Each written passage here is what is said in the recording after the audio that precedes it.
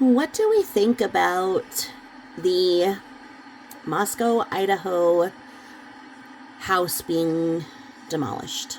I was watching this when Fox 13 Tampa Bay put it on. I was saddened because you see right here, this is probably where they had the memorial where people put flowers and teddy bears and whatnot for the victims of this horrifying, senseless crime. And I would have hoped that they gave the family an opportunity to have gotten these before they started this, but since that's still there, I don't know that they did. You can always hope that people are doing the right thing, and then you just never know. As I'm watching the chat over here, you see basically people don't agree with it. You see people saying bad move, more investigation could have been done. Very disheartening to see this. It should have waited till after the trial. This person says it could cause for mistrial. And then, of course, you have somebody saying false flag written all over it. This person says now there's a good chance defense will win their appeal down the road. Dumb decision. Somebody says they have 3D crime scanners now. I would think they have every angle of the place scanned, which I would agree with. This person says, why would they do this before trial? Something ain't right. This person says, I know that some of the parents wanted it done, and they're sure it was cleared by the courts. Now, I have mixed opinions, as this is very close to the area where I grew up, and I have friends who have their children attending this college. I hear both sides of it. I think that people are not wanting people to travel to go here, almost like making it a tourist stop, for lack of a better term. Now, is demolishing it going to take that away? I can't say that it will. I think that people will always be curious to see where it happened and its proximity to the actual college, as this house was adjacent to the college. It was not on the college proper. Now, Ethan was part of a sorority, as was, Ethan was a triplet. So his sister and brother and him were all part of a sorority. So they lived on campus. So he was over visiting his girlfriend. He had actually spent the day with his sister and brother. So the triplets spent the day together, his last day on Earth together, which is comforting. But sadly, Ethan's mom has not even been able to see the pictures from that day because the pictures are held in evidence.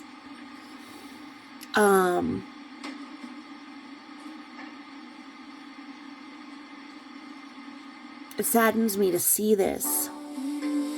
And of course, we've got a little ad in there. We'll skip it because they don't need the revenue. Because it's a big news thing. I don't know why they got rid of this before the trial. I think that there would have been value in having the jurors walk through the home to understand where everything happened, where the person who is an eyewitness admits to seeing somebody with bushy eyebrows and a face mask. I think that all of those angles are important. So it is my opinion that this should not have been done or even considered until and after the trial and everything was done with the trial. Demolishing it before before the actual trial, I believe, helps the narrative that we see over here, where people start saying it's a cover-up, it's a false flag, etc., etc. As we know with technology, as Mary says, they have 3D crime scanners now, so they have every angle of the place documented. While that may be true, there is no substitute for actually physically being able to walk through somewhere and understand how you could hear something, how you couldn't hear something. Now, we know that this was a college party house, and it had been that for quite a while. I think that that's why it should have remained standing, because you could see how, like here where you're seeing the forest, that forest is where Kohberger allegedly came in and left. So to me, I would think that they should have left it out to show how he could have gotten in and out without being detected through the front door, coming in that back sliding glass door. And that sliding glass door and the window are big sources of speculation for who was looking in there and when. Was somebody other than Kohberger able to be hiding there, etc., etc. And I believe that forest area is where they found the other glove. So to me, I would have thought it would be valuable to keep that. And then it's rumored that the area upstairs where Maddie was, there was soundproofing. As there were several bedrooms, several different college kids with different schedules, some needing quiet study time while others are partying. It is alleged that there was soundproofing, there were fans, there were things in there so that you didn't hear what the other people were doing. So it was normal to hear other people being loud in another room and others wearing their headphones or having something on so they didn't hear it. So all of those things, I think, are factors that are valuable to show how you could actually be in that house and not hear what was going on. Because it's hard for me to understand how you don't hear the screams of somebody being unalived. Those are different than the screams of happiness and partying and being excited to see somebody. When you're at a party and alcohol's coming out of, every orifice, and somebody comes in and you're like, yay, happy to see you. That kind of scream is different than what we can imagine happened here. So that's where I would like to see, okay, how was this soundproofed? What can you hear? I would like to be in there to see how somebody screaming could be heard in other rooms, in other angles, and if everything was going on, if there were fans, if there were stereos.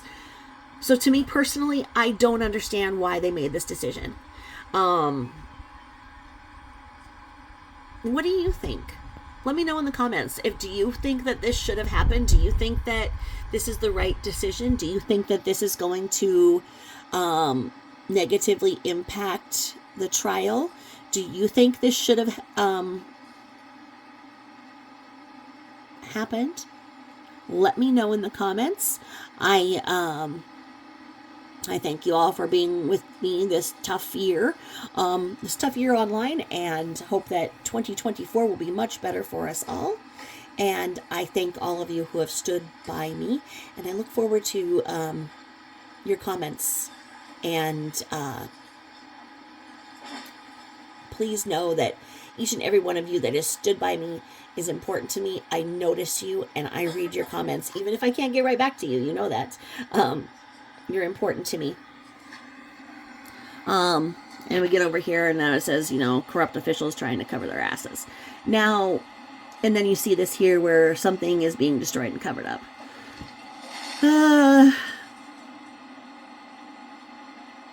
This is kind of what we dealt with the Watts. And I think that there's a lot to be said in how small town police departments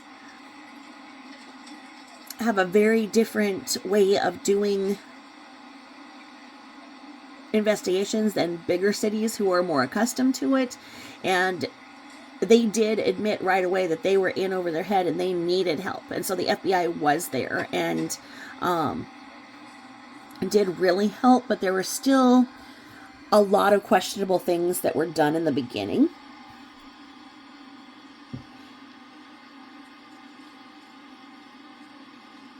Also, we cannot wrap up crime scenes in 1 hour, as people see happen when watching NCIS or CSI or anything. We really don't have the technology that is shown on the TV shows and SVU, everything like that. So with that being said, that's another reason to leave this here, because as our technology evolves, we are finding better ways to make sense of crime scenes and make sense of DNA and make sense of partial DNA matches, because there is so little DNA evidence that Kohberger allegedly left behind. I mean, we are talking about, they are putting this whole case on one DNA partial print on the back of the cover. So they don't even have the actual weapon. They have what they believe is his DNA on the snap of the cover closure to the military issued K-bar knife. That's it.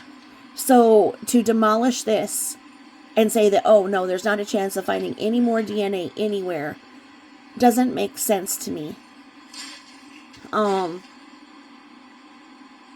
Over here the chat says,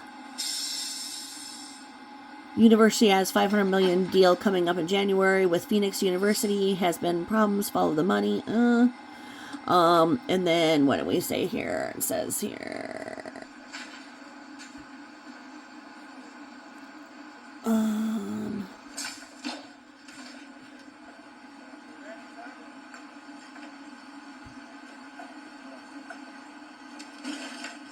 Let's see. Lori Vallow's daughter, Tylee, remains have only just been released after all these years. Yet a crime this fresh is having evidence as important as it's destroyed. I agree. Because it really is, the technology is ever evolving.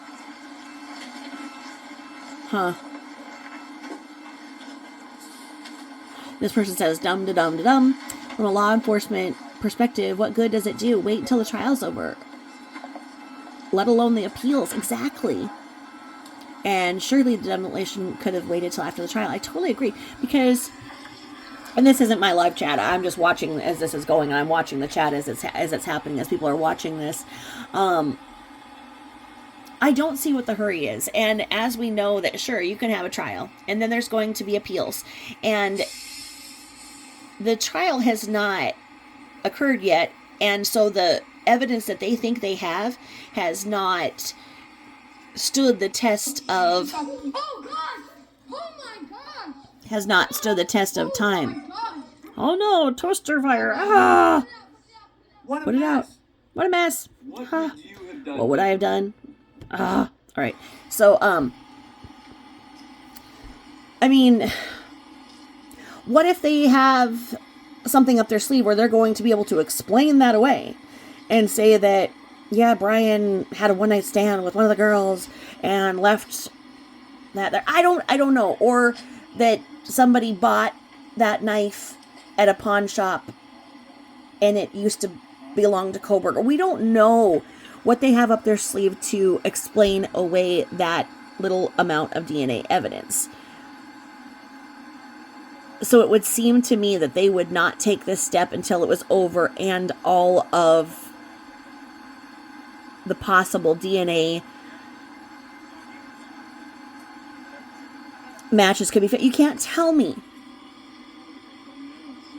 that this was a good decision. And I mean, over here, there's Sam. It makes no sense. There's a reason and a person involved to make sure demolition was completed.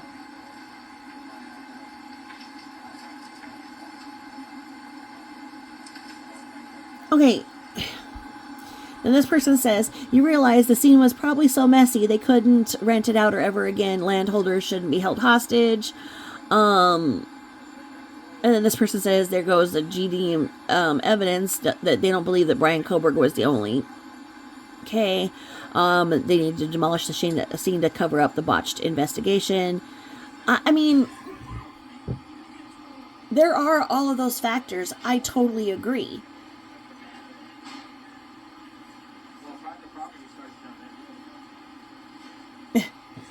Side note, you can tell this dude walking around just had rotator cuff surgery because he's wearing that telltale 30-degree big huge sling. There it is at 30 degrees. Gotta keep it out. I do not miss my sling, but I do love being able to move my arm. Yeah, he's got rotator cuff surgery. Yes, he does. He must be the foreman there.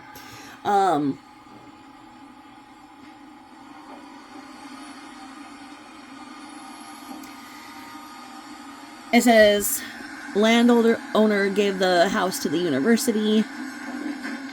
I don't know how or what was done in all of that. And it says, forget Phoenix University. If they tie themselves to a university that will destroy a crime scene before the trial, that university clearly isn't safe for the kids, and that's what they've shown. This is exactly what capitalism does, money over justice. And this person says, it's really quite simple if you know anything about Idaho. And it says the college is running the town of Moscow, Idaho. It's very sad that these kids' lives mean nothing to the college. I mean, there is a huge feeling of greed on this. It doesn't make sense to me. What is the problem of waiting until after the trial? I mean, are people breaking into it and it's becoming a hazard? Do they have to keep security at it at all times? Are there those things going on and they're afraid of somebody else getting hurt in it? Well, you know, what are the other factors going on? I'd love to hear your input and see what you all think about it. So, let me know. I'll look forward to your comments. Thanks for listening.